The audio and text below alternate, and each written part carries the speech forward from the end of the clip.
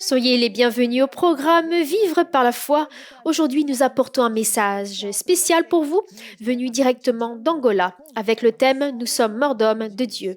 L'apôtre Georges Tadeo nous enseignera avec sagesse comment administrer et opérer dans les dons et tout ce que Dieu nous donne. C'est pour cela, restez avec nous et ne sortez pas d'ici car le programme d'aujourd'hui n'est pas à manquer. Comme je vous ai dit, j'ai demandé de la direction à Dieu, vu que je vais aller en Angola, Mozambique, Brésil, enfin. Qu'est-ce que, en plus d'apporter l'onction pour transformer le peuple, qu'est-ce que tu veux au Dieu que je parle? Et c'est là qui vient la deuxième partie. Et Dieu m'a dit comme ça, explique à tout le monde, dans chaque pays, maintenant je suis en Angola, depuis la personne la plus simple et la gouvernance, que ils ont sous les pieds une terre remplie de richesses. Rien ne manque. Il y a le minéral, le pétrole, du gaz, une mer remplie de poissons, enfin. Alors, la question qui se posait, pourquoi celui-ci ou autre pays traverse des problèmes, a de la crise? Quelle est l'origine des problèmes? Et je me suis rappelé que j'ai un livre appelé L'origine des problèmes que nous donnons, nous enseignons le peuple. Mais ce que je vais dire maintenant, je n'avais jamais vu de cette façon-là. Parce que Dieu m'a dit comme ça, mon fils explique à tout le monde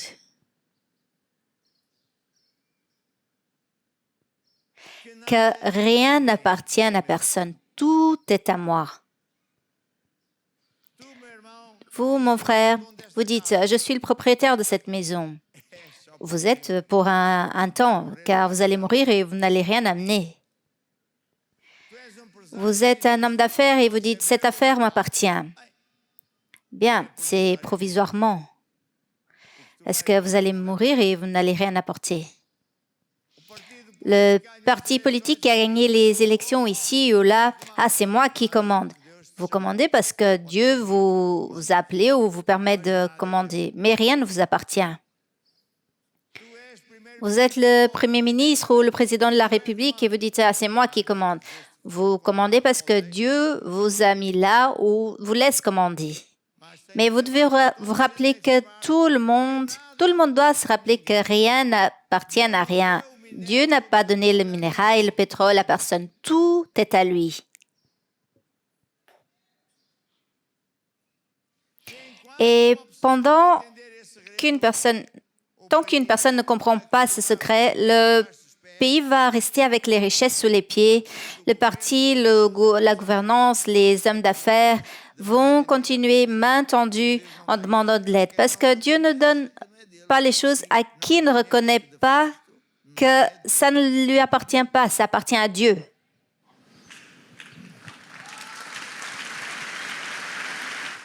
Mais quand une personne, quel que soit le niveau où elle est, quand elle comprend, bien, ça appartient à Dieu. Quand je suis née, ça existait déjà. Quand j'ai fait un cours d'ingénierie, quand j'ai commencé mon affaire, tout existait déjà. Quand j'étais au parti, tout ça existait déjà.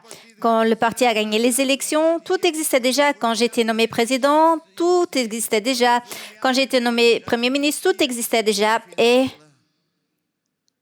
en fin de compte, pour quelle raison nous n'arrivons pas à profiter de tout ce qui est sous nos pieds? Le pétrole, les diamants, le gaz, le poisson, le bétail, tellement de choses. Parce que nous n'arrivons pas. Pourquoi parce que nous n'arrivons pas à apprécier tout cela. C'est simple, parce que tant que vous, quel que soit votre niveau, vous ne comprenez pas et vous n'acceptez pas que vous ne commandez pas tellement que ça.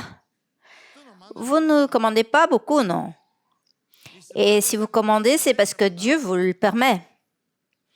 Et que tout appartient à Dieu. Ça, c'est l'origine du problème. Et la solution est très simple. C'est du cœur. La personne accepte. Ça ne m'appartient pas. Moi, je suis juste un majordome de ce qui ne m'appartient pas. Je suis un majordome des choses de Dieu. Si je suis le président de la République, Premier ministre, je suis un majordome de ce qui appartient à Dieu et sert pour aider le peuple. Alors Dieu ouvre les portes et fait en sorte que ces richesses soient utilisées pour la fin à laquelle ça se destine, pour le bien du peuple. Vous voyez? Un autre secret est le suivant. Dieu a aussi dit de dire le suivant. Personne n'est le propriétaire du cœur des gens. Et ça, les parents, ils pensent qu'ils possèdent leurs enfants. Et si l'enfant ne veut pas être un ingénieur et le père a envoyé en Afrique du Sud, en Allemagne, et il ne veut pas être un avocat comme le père le veut, il veut être un évangéliste ou une autre chose. Oh, quel problème! Parce que les parents, ils ont la folie de croire qu'ils possèdent leurs enfants. Mon frère, vous n'êtes propriétaire d'aucune créature. Toutes sont des créatures de Dieu et point final.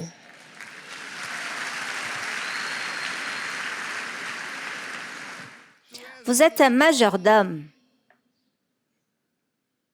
des choses de Dieu, dans ce cas-ci, de ses enfants. Dieu vous a confié cette créature fantastique, merveilleuse, unique, pour que vous l'éduquiez, vous l'enseignez, vous l'aimez, jusqu'à ce qu'il atteigne la maturité d'être un adulte. Mais même comme ça, beaucoup de parents, de pères, mères, ne libèrent pas leurs enfants. C'est mon enfant. C'est Zézing. Zézing, il a déjà 80 ans, mais c'est Zézing. Ma sœur, arrêtez avec ça. Il n'est pas Zézing. Il est déjà un adulte. Il est un adulte. Libérez votre enfant.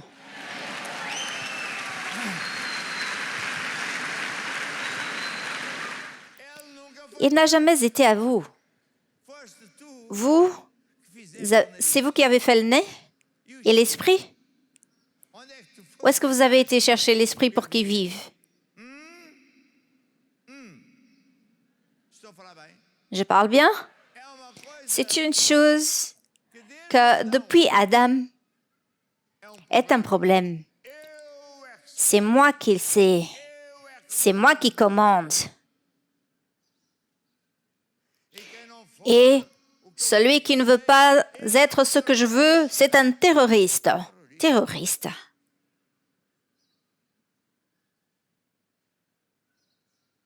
Non.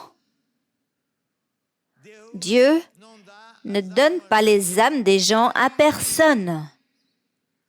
Mais vous savez que c'est là la grande guerre. Le diable, il veut les âmes. Et Dieu dit, je ne te les donne pas. Mais Dieu dit que chacun d'entre nous, sur cette terre, nous devons décider si nous voulons appartenir à Dieu, au monde ou au diable. C'est le libre arbitre. Dieu n'est pas comme nous. Si tu ne fais pas ma volonté, je ne vais pas t'aider, je vais te nuire. C'est de la mafia, ça. Si tu n'appartiens pas à mon parti, alors je te trahirai. Si tu n'appartiens pas à mon club, tu ne fais pas ma volonté, alors j'utiliserai le pouvoir que j'ai pour te faire du mal. c'est vous qui serez trahis. Parce que vous allez récolter. Rien ne vous appartient. Le cœur des gens, Dieu ne donne à personne. Il ne donne pas aux parents. Il ne donne pas aux partis politiques, quels qu'ils soient. Il ne donne pas au président, au premier ministre. Il ne donne pas. Ça appartient à Dieu. Quand un père comprend cela, comprend qu'il est un majordome de Dieu pour prendre soin de cet enfant le mieux qu'il peut et ensuite, au temps correct, la libérer. Quand un gouvernement ou un parti politique, quoi que ce soit, il comprend qu'il existe pour aider le peuple, mais il n'est pas le propriétaire du peuple. Il commande, oui, il commande, mais il ne commande pas tellement que ça, au point d'exiger, de traiter mal, faire du mal. Celui qui n'est pas avec moi, il va voir. Non, ça ne peut pas être comme ça. Quand la personne comprend que Dieu est Dieu, avant que je naisse, il était déjà Dieu. Quand je mourrai, il va continuer d'être Dieu. Il ne donne pas le pétrole, quoi que ce soit à personne qui ne lui obéit pas. Dieu ne donne pas l'âme de personne à qui que ce soit. Et chaque personne doit décider devant Dieu qu'est-ce qu'elle veut. Ensuite viennent les conséquences, mais chaque personne va devant Dieu. Alors, voyez, regardez. Quel est le problème? L'origine est celle-ci. Nous devons comprendre que Dieu est le Seigneur. Il est vraiment le Seigneur. Que la personne croit ou pas. C'est pour cela que Dieu a institué que nous devons mourir et il nous a donné jusqu'à 120 ans pour voir si on arrête avec ces trucs-là, avec moi, c'est moi qui sais. Vous avez plein d'exemples dans la Bible. Vous avez plein d'exemples dans le monde. Dans la Bible, vous avez le cas du roi Nabuchodonosor. C'est Dieu qui lui a institué comme roi. Et le roi, il savait. Et Dieu lui a donné le plus grand empire. Et aucun empire ne sera jamais comme celui-là. Il commandait tout le monde, tous les peuples. Les gouvernants, ils devaient se soumettre à lui. Mais ça lui a monté. Il a oublié Dieu. Il a fait une grande statue en or. Il a fait en sorte que les gouvernants viennent, les secrétaires d'État, les juges, les généraux de tous les pays pour une grande fête. Et quand la trompette sonnait, tout le monde devait se plier et dire « Tellement grand est le roi Nabuchodonosor ». Mais 3 jeunes ne se sont pas pliés. Et furieux, le roi a ordonné qu'il meure. Et vous savez ce qui est arrivé? Le roi tout-puissant, le plus puissant roi, empereur, gouvernant, ce que vous voulez l'appeler, du monde, jamais il n'y a eu personne si grand comme lui. Il n'a pas réussi à tuer 3 jeunes. Il n'a pas réussi à tuer ceux qui appartiennent à Dieu. Il n'arrive pas. Alléluia.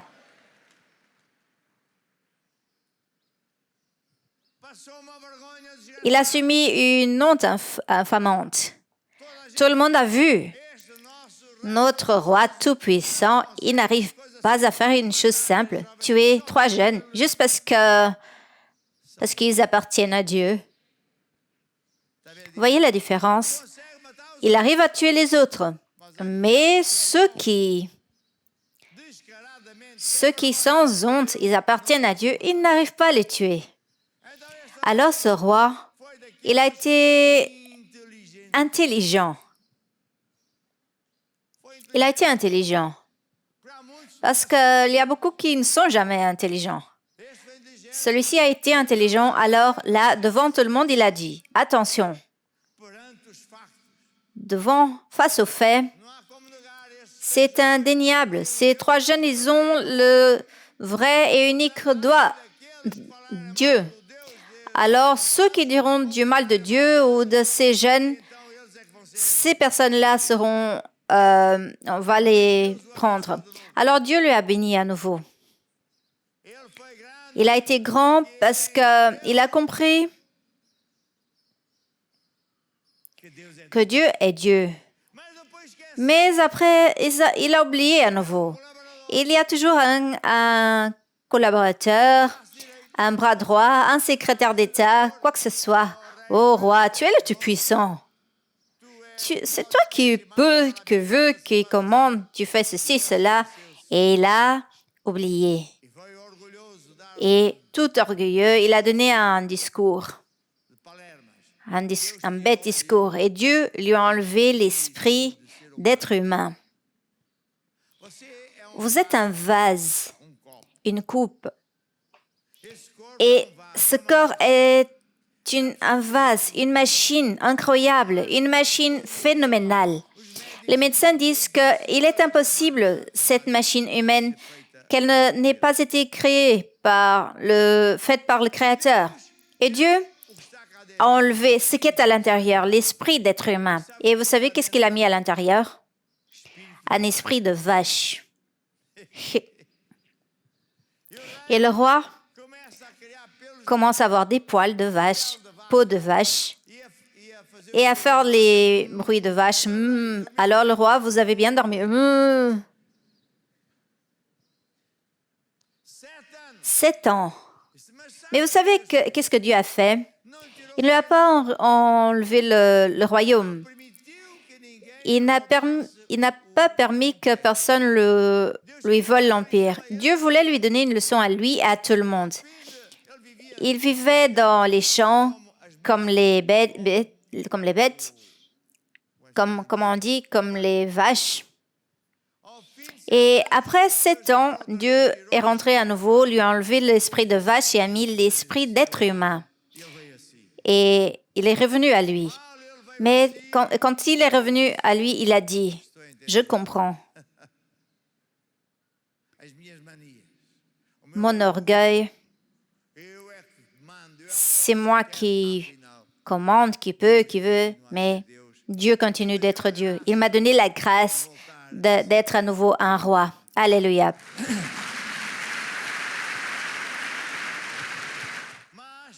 Mais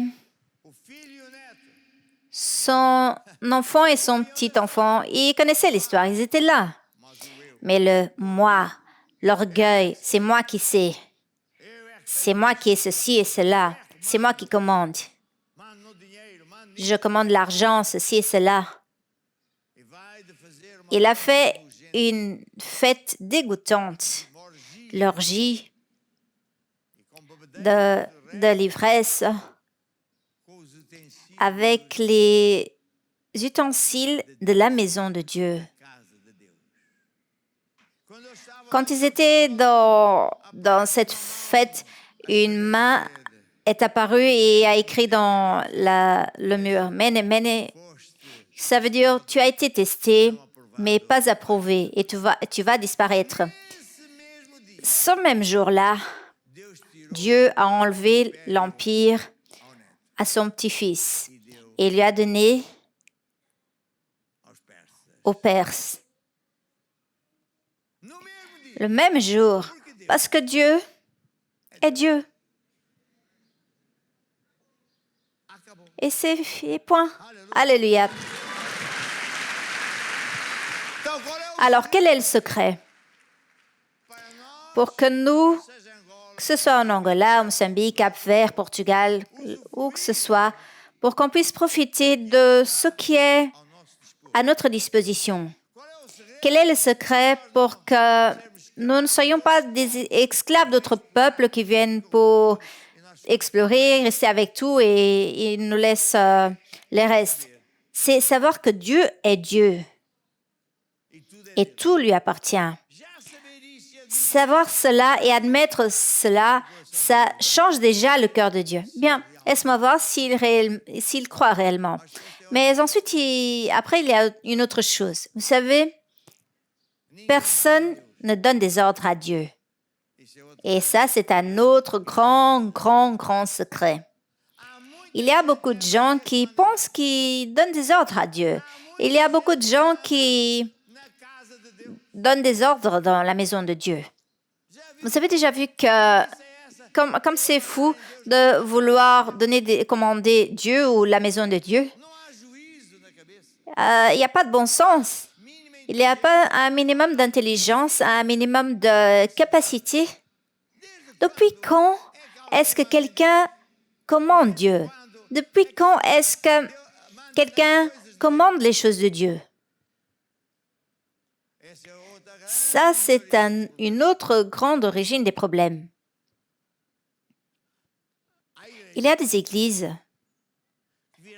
qui sont devenues des clubs parce qu'il y a les elders ou les plus âgés qui ont un conseil de gestion et ce sont eux qui choisissent le pasteur. Comme si on disait ici, dans cette église, ce sommes nous qui commandons, nous 5. Nous sommes même registrés dans le notaire et alors nos statuts ce sommes nous qui commandons, ce sommes nous qui disons qu'est-ce qui va être prêché, qui est le prêcheur, il doit nous prêter des comptes. Et vous savez ce qui arrive? Dieu sort de là et ça devient mauvais. C'est là qu'il y a beaucoup d'églises qui sont vides. Il n'y a personne parce que le cœur des gens n'appartient pas à ces personnes-là, appartient à Dieu. Et aussi, personne ne commande Dieu. Personne ne commande la maison de Dieu parce que c'est sa maison à lui. Personne ne va dire à Dieu qui va prêcher, qui ne va pas prêcher, prêcher quoi, faire quoi avec l'argent de Dieu.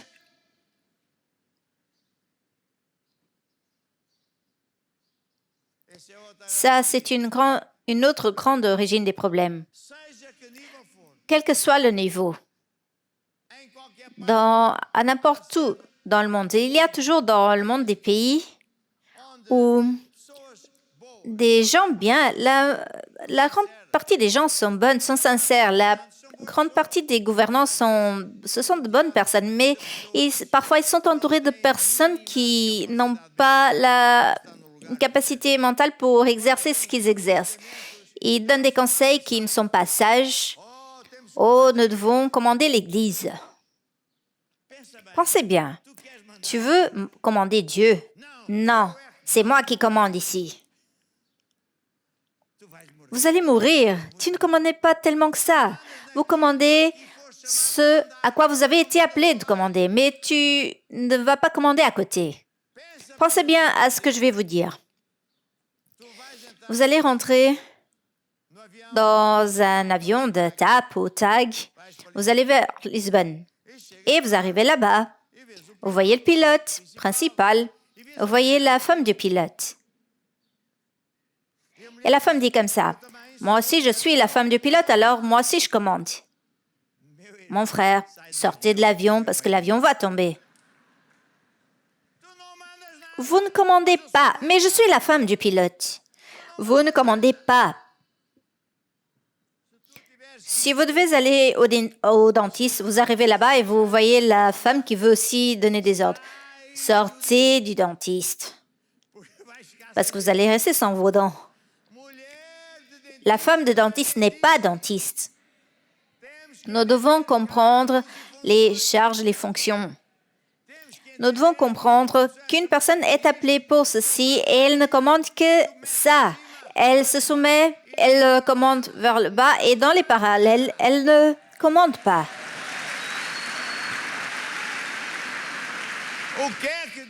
Qu'est-ce que Dieu nous enseigne? J'ai un livre qui s'appelle « L'autorité et soumission ». Je ne vais pas dire beaucoup, mais je vais dire le suivant. Il y a des personnes qui utilisent mon livre pour enseigner les soldats, les hiérarchies, parce qu'il y a expliqué ce qu'est la vérité. Une personne quoi qu'elle soit.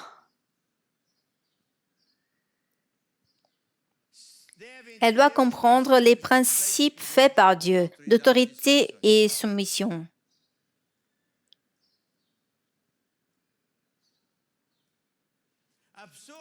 La personne qui est en autorité, elle commande de là vers le dessus, mais pas des parallèles. Elle ne va pas interférer. Et quel que soit le niveau, même dans le gouvernement, elle se soumet vers ceux qui sont en haut et Dieu va bénir. Si elle ne se soumet pas, pense que la richesse lui appartient, elle va rester sans rien. Maintenant, même dans les lois de la Constitution, il est bien expliqué. Chaque personne est nommée pour une situation et il commande là, pour faire ce qui est écrit. Et ce n'est pas pour s'immiscer dans d'autres affaires. Quand vous voyez un gouverneur, un ministre, un secrétaire d'État, un général, le général ne dit pas comme ça. Je suis un général, alors je vais commander ici, dans le président Joaquin, Manel. Non, vous ne le ferez pas parce que vous allez en prison.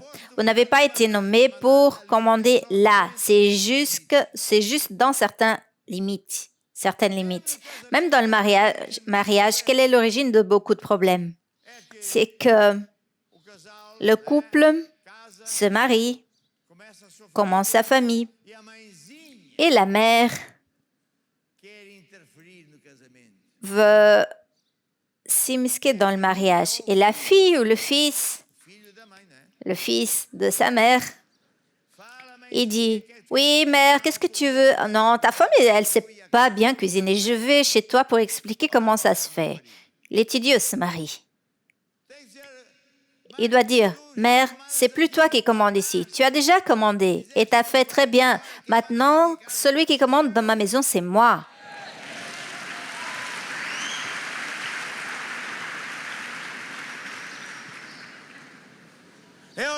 C'est l'origine des problèmes. C'est quand le père et la mère, ils interfèrent. Dieu a institué que dans la maison, celui qui commande, c'est le mari. Mais il ne commande pas n'importe comment pour marcher sur les pieds. Regarde, c'est moi qui commande ici. Tu écoutes? Non, vous devez aimer votre femme comme Jésus aime l'Église. Vous devez donner votre vie pour elle. Vous devez faire sa volonté à elle à chaque fois que c'est possible. Je parle bien, mes sœurs? Votre femme veut aller se promener, aller dîner au restaurant. Elle dit, je vais aller manger au chinois. Non, moi je veux un steak. Quel est le problème d'aller au restaurant chinois? C'est même la viande du chat la plus récente. Vous voyez?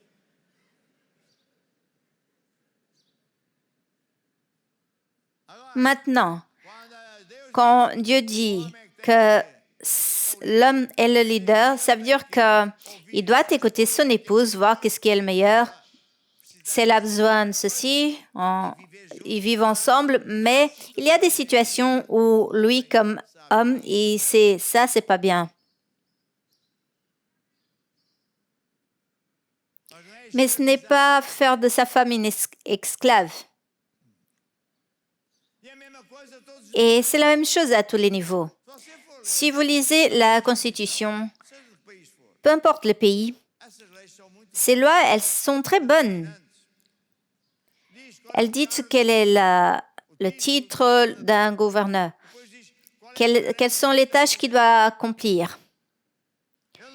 Il ne peut pas intervenir dans votre mariage, il ne peut pas intervenir dans votre affaire, il doit intervenir dans ce qui est écrit. Et s'il le fait bien, tout le monde sera heureux.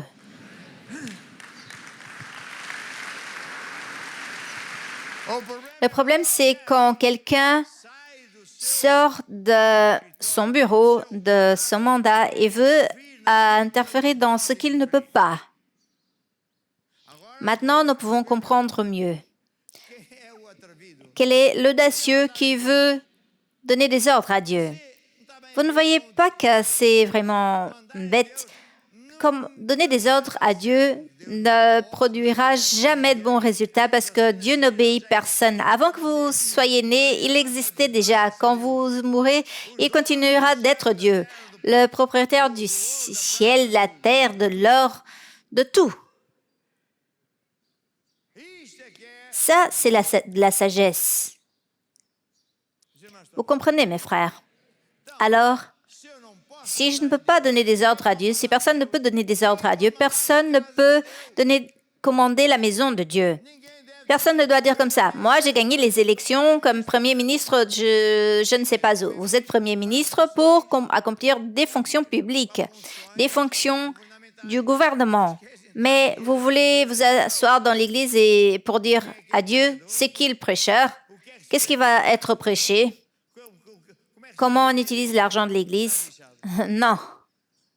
Dieu, il sort de là et vous allez vivre comme la main tendue pour demander, avec du pétrole sous vos pieds.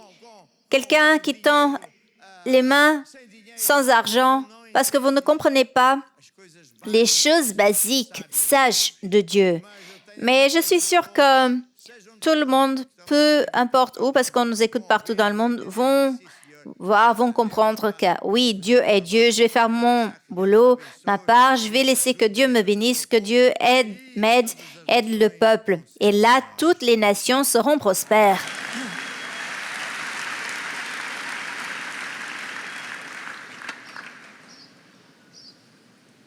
Vous savez, celui qui est au gouvernement a toujours des amis, des conseillers, des collègues qui veulent donner des conseils. Mais celui qui commande et dit à celui qui ne pense pas bien de se taire, que ce soit dans un mariage, à une entreprise, à n'importe quel niveau, même inclus au gouvernement. Maintenant, voyons le suivant. Quand les gens qui sont dans le gouvernement et comprennent un autre secret que je vais dire maintenant, très important, et le secret est celui-ci. Vous avez été choisi par Dieu. Sinon, vous ne seriez pas là. Vous pouvez être sûr que si Dieu ne veut pas de vous, il ne serez plus là. Au minimum, il permet que vous soyez là pour que vous fassiez les choses du gouvernement. Nous avons le cas du roi Nabucodonosor, le cas du pharaon. Le pharaon a eu un empire très grand, mais il était très orgueilleux. Il esclavisait non seulement le peuple de Dieu, mais son peuple. Et Dieu lui a envoyé un message à travers Moïse. Le Seigneur dit comme ça, « Oh Moïse, je te connais depuis tout jeune. Tu viens ici avec ça. Moi aussi, j'ai la religion. Moi aussi, j'ai des prêtres. C'est moi qui commande la religion. C'est moi qui commande l'économie. C'est moi qui commande les banques. Je commande tout. » Et Moïse, OK. Il a pris un bâton. Il l'a jeté par terre. Et le bâton avait une signification. Moïse avait déjà appartenu au gouvernement. Quand il a découvert qu'il était de Dieu, il a été expulsé. Et le pharaon lui a donné un bâton pour symboliser le septum. C'est quelque chose qui s'élève et dit, je suis aux commandes. Et il lui a dit, va donner des ordres au désert, son idiot. Et Dieu a dit comme ça, Moïse, tu vas là-bas, tu vas amener ce bâton, et on va voir c'est qui l'idiot. Et le bâton avec lequel il s'est moqué de toi, c'est le bâton avec lequel je vais donner une leçon à ce pharaon. Alors, Moïse a lancé le bâton par terre, qui s'est transformé en un serpent. Et le pharaon, il a dit, « Oh, j'ai ici les évêques de ma religion. Ils ont aussi fait des bâtons qui se sont transformés en serpents. Vous savez, le diable, il a du pouvoir. Mais vous savez, qu'est-ce qui est arrivé? Le serpent de Moïse a avalé tous les autres serpents.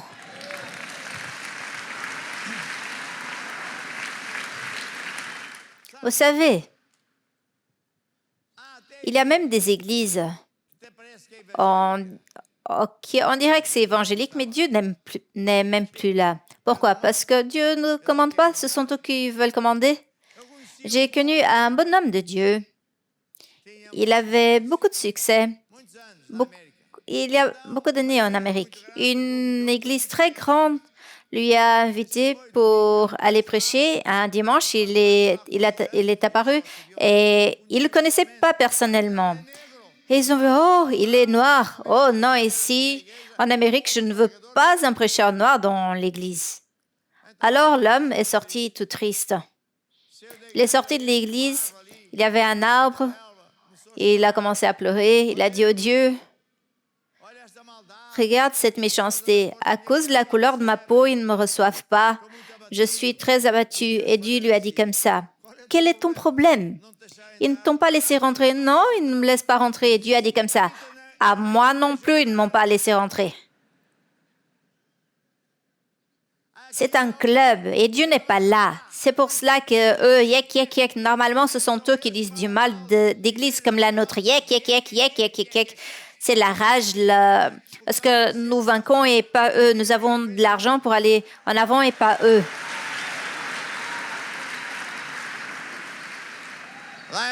Au Portugal, il y a eu un groupe, il y a beaucoup d'années, qui a réussi par des arts malveillants arriver au gouvernement, qui voulaient vraiment contrôler les églises.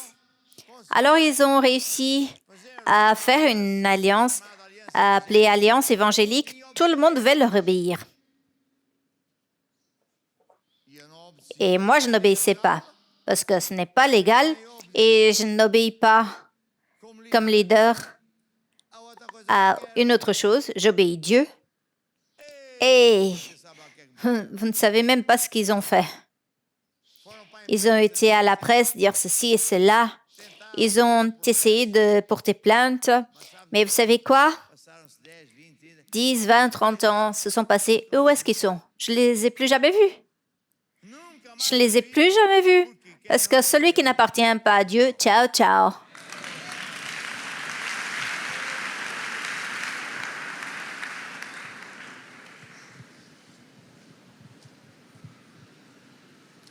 Le pharaon a reçu l'instruction numéro 2. Obéis Dieu. Arrête de faire du mal à ton peuple et au nôtre. Ah, c'est moi qui commande ici. La peste numéro 2, numéro 3 est venue jusqu'à ce que, à partir de la peste numéro 3 ou 4, les pestes ne fonctionnaient que contre son peuple à lui et pas contre le peuple de Dieu. Et au début, ça fonctionnait contre le peuple de Dieu car le peuple était éloigné. Quand ils sont mis dans le bon chemin avec Dieu, maintenant, ces pestes ne rentraient que dans les maisons des non-croyants. Et même les conseillers, ils avaient beaucoup d'excentricité. Ils disaient, Pharaon, ce peuple, il a vraiment Dieu. Nos dieux, ils ne sont rien. Regarde ce qui est en train d'arriver. Mais le bête type, il n'était pas intelligent. Il était têtu. Et personne ne gagne jamais, n'a jamais gagné aucune guerre contre Dieu. Il a tout perdu, tout. Vous voulez voir des cas récents ici dans ces derniers temps, quand les Américains, après la Deuxième Guerre mondiale, ont passé par des moments de beaucoup de faim. Ça a été terrible. Comparé avec eux, vous êtes méga riches, millionnaires. Alors Dieu a levé des pasteurs, des missionnaires, des prêcheurs, et le peuple a commencé à se convertir. La première fois où j'étais là-bas, 60% du peuple, le dimanche, était à l'église. 60%. Au- Le dimanche, tout s'arrêtait. Qu'est-ce que Dieu a fait? Un avivement. Et ensuite, a béni, béni et béni, jusqu'à ce que l'orgueil est venu. Je n'ai plus besoin de Dieu. Et maintenant, ils perdent tout. Vous voulez un autre exemple? L'Afrique du Sud. Il y avait le régime de l'apartheid qui traitait le peuple noir, avec méchanceté, comme des animaux. Il y avait, par exemple, les Indiens et les mulâtres. Et Dieu a écouté la prière des croyants. Il a envoyé un avivement géant duquel j'ai fait partie. Avant de grands changements, Dieu fait un réveil, un avivement. Et c'est ce qui est en train d'arriver ici. Il va y avoir un changement positif ici.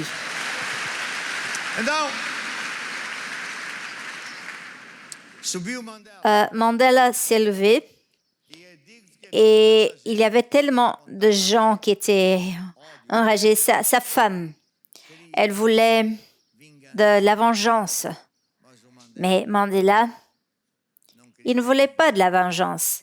Mandela, il a dit, je n'étais pas au pouvoir pour me venger, mais pour être le président de tous et de toutes les couleurs. Il s'est entouré de bonnes personnes. Mais je vous dis que je sais, et je ne peux pas vous dire comment je sais, et sa femme et d'autres lui ont fait de la guerre à maintes reprises. Mais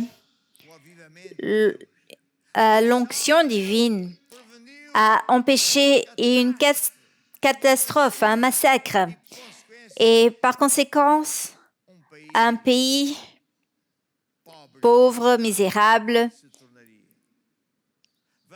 Il y a l'évêque Tutu qui est venu et a dit, maintenant la loi est celle-ci. Tous ceux qui vont se repentir officiellement, tout lui est pardonné. C'est la loi de Dieu. Et aujourd'hui, vous allez en Afrique du Sud et vous voyez un des pays les plus riches du monde. Vous voulez un pays avec des personnes, 90 et quelques % de couleur noire parce qu'ils sont les plus nombreux, peu de blancs et tous vivent prospèrement quelques-uns dans des meilleurs quartiers avec des formations.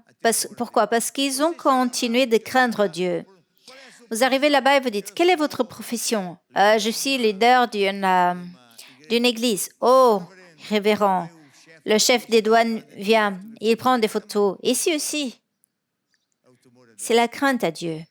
Mais vous ne voyez jamais, j'ai jamais vu, même pas avant l'apartheid ni après l'apartheid, quel que soit le parti politique ou le gouvernement, vouloir commander l'Église.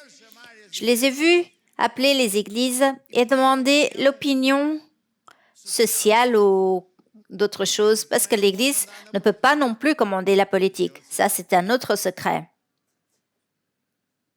Les parallèles.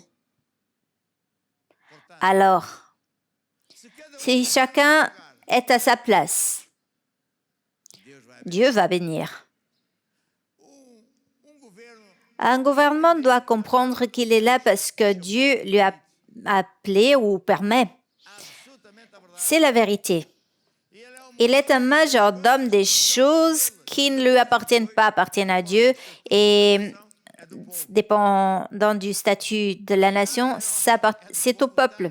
Mais en Europe, c'est même pas au peuple. Ils s'utilisent du gouvernement pour faire de grandes affaires, pour imposer des taxes de 70% et puis ils vont en Afrique, ils vont dans d'autres pays donner des leçons de morale. Ce sont vraiment de bêtes gens.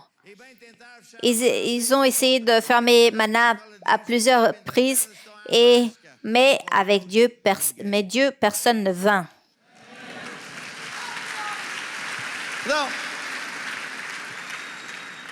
Ce que je veux transmettre est le suivant.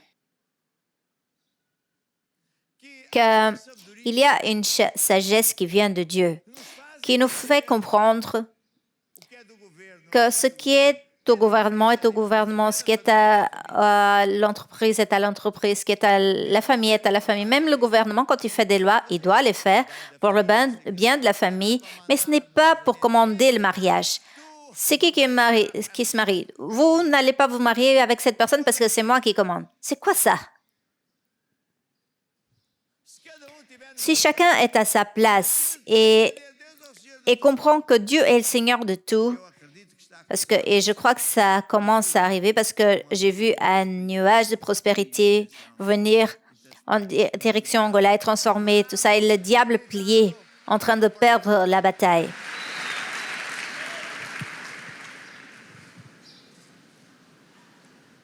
Maintenant, en dernier, je veux dire le suivant. Nous églises, nous devons aussi comprendre le suivant. Ici, à l'église, il y a toutes sortes de personnes, de tous les partis. Quelques-uns travaillent même au gouvernement. D'autres sont des secrétaires d'État, de très grandes éminences. Il y a des espions, des généraux. Comment moi ou celui qui est dans les hiérarchies peut permettre que quelqu'un vienne ici faire de la pub d'élection? C'est la maison des élections ou la maison de Dieu ici? Alors, quiconque est au pouvoir et permet qu'une autre chose externe à Dieu vienne ici pour parler, vous savez qui sort? Dieu. Mais aussi, il existe un autre côté. Quand qui que ce soit à quel niveau du gouvernement, la personne vient pour demander des conseils à l'Église, ce n'est pas pour que l'Église leur commande. Il donne le conseil de la Bible, mais il ne va pas dire « Ah, vous devez faire comme ça ». Non. On ne doit pas intervenir dans ce que n'est pas notre travail. L'Église a des tâches très importantes de prêcher, des tâches sociales, et nous travaillons conjointement avec le gouvernement. C'est biblique. Vous voyez, j'ai déjà fait cela depuis le temps du ZEDU, José Eduardo. Mais je ne peux pas dire, oh président, maintenant barabi baraba. C'est quoi ça? Vous voyez? Mais il ne m'a non plus jamais dit ce que j'allais prêcher. Et ce que je veux dire, c'est le suivant. Je crois qu'à partir d'aujourd'hui, de plus en plus de gens à tout niveau vont comprendre ces secrets de Dieu.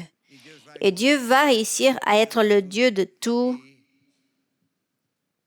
Et ce pays va réussir à profiter de toutes les choses qui sont sous nos pieds. Et Angola ne sera plus jamais la même au nom de Jésus.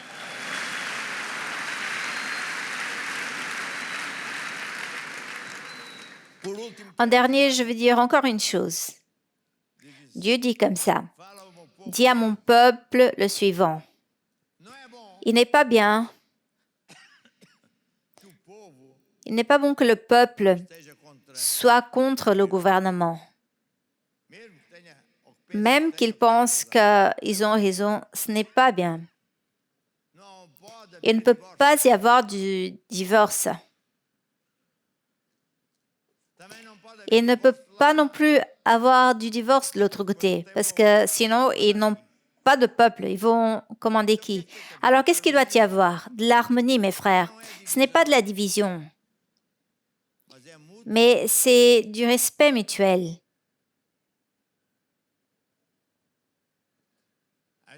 Nous savons qu'il y a toujours des gens corrompus, mais à quoi ça sert? On va parler, on va prier, demander à Dieu qu'avec son onction, le président ait de la sagesse, reçoive des instructions de Dieu et soit accompagné par des personnes sages.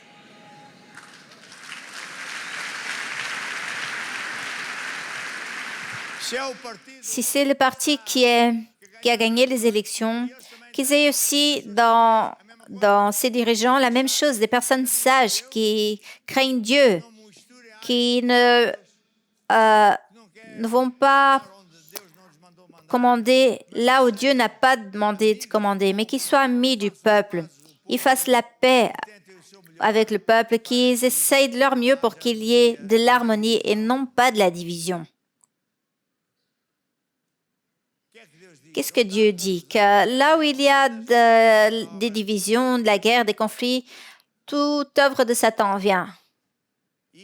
Et quand nous arrivons à regarder qui que ce soit qui peut être même mal, nous devons nous rappeler que les corrupts, c'est la minorité des gens. Mais Dieu est le Dieu de tout. Il est le Dieu tout-puissant. Il est le Dieu qui change tout et ce qu'il veut. Et normalement, Dieu n'abandonne pas les personnes mauvaises. Regardez le cas de Pharaon. Il était très méchant, mais Dieu lui a donné des chances. Il lui a envoyé Moïse 2, 3 fois, mais il a renié. C'est pour cela que Dieu l'a enlevé après 10 fois. Mais Nabucodonosor, non, ça a été plus vite, il a été plus intelligent, mais ça nous appartient de prier pour que ces démons n'aillent pas en avant. Parce que le diable, il est déjà dérouté pour la deuxième fois ici en Angola, au nom de Jésus-Christ. Le diable s'utilise de circonstances, il s'utilise de personnes, il s'utilise de choses pour faire du mal au peuple.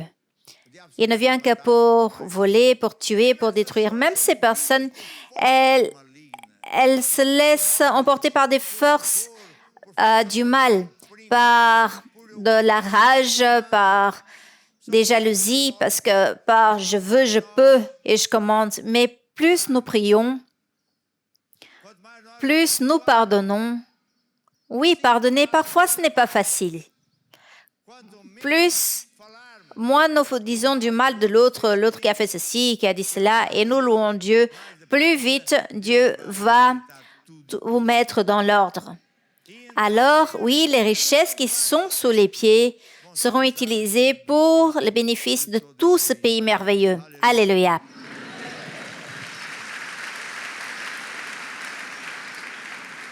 Vous devez savoir qu'il y a beaucoup de gens à tous les niveaux du gouvernement qui croient en Dieu. J'ai reçu la sœur du président, João Lourenço. Elle a été à mon cabinet et nous avons parlé des choses de Dieu. Nous sommes restés comme amis. Et j'aimais qu'elle soit une femme de Dieu. J'ai aussi connu des gouvernants, une femme qui est de... ce n'est pas Louvain, c'est une autre ville où on a été, Wambo. Une femme spectaculaire, une femme de Dieu. Elle m'a reçu comme un homme de Dieu et elle est de Dieu. Et j'ai dit gloire à Dieu. Et il y a beaucoup de gens comme ça. Il y en aura beaucoup plus. Et le boulot de l'Église n'est pas de dire du mal ni de faire la division, mais de travailler pour l'union. Quand vous faites des campagnes des campagnes, vous allez ici et là avec le camion, le peuple apporte la nourriture, donne au gouvernement, au département, je ne sais pas comment ça s'appelle, pour donner à ceux qui savent qu'ils traversent des moments de faim. Nous travaillons ensemble pour créer de l'union entre le peuple et le gouvernement et vice-versa. Et c'est cela qui fait que Dieu apparaisse avec plus de force. Et malheureusement, nous arrivons à la fin de notre programme d'aujourd'hui. J'espère que vous qui êtes de ce côté, vous avez été bénis par cette parole avec le thème « Nous sommes morts d'hommes de Dieu ». Vous savez que nous vous espérons dans notre prochain programme « Vivre par la foi ». Ciao, ciao.